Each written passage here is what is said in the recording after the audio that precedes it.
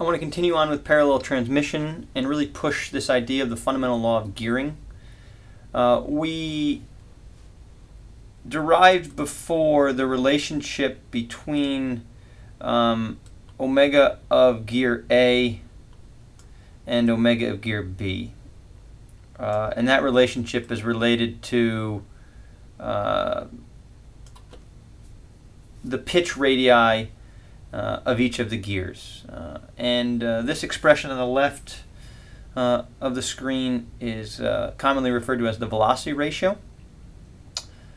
We did a similar derivation for transmission of forces, and the expression on the right is commonly referred to as the torque ratio.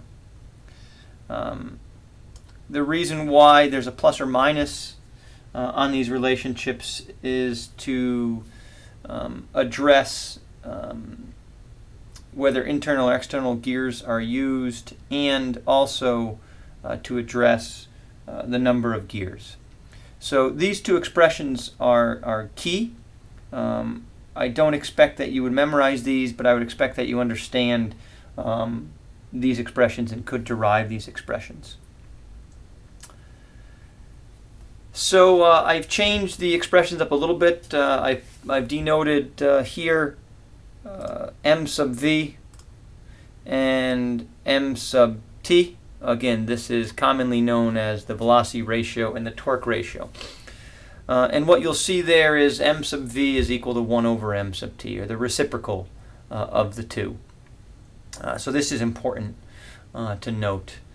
The other thing important to note are a couple of other relationships we have. The first thing is the diameter of the pitch circle is 2 times the radius of the pitch circle. And the other thing that we need to note is that the diametral pitch, a standard measurement on which gear is selected, is equal to n over d, or the number of teeth over the pitch circle diameter. So when we understand these two relationships, we can actually substitute them into expressions for velocity ratio or torque ratio, and we end up with a manipulated statement that looks something like this. And I've only done it here for the velocity ratio, but the relationship between A and B, circle A and circle B, is plus or minus the ratio of RB to RA, or plus or minus DB to DA. And if we extend that a little bit more, we can say the velocity ratio, or the ratio of input or output velocities, or the velocity of A to the velocity of B, is equal to all of these RB to RA, or DB to DA, or the number of teeth on B to the number of teeth on A. So again, you could take this, and I would encourage that you would take this expression and apply it to the torque ratio as well.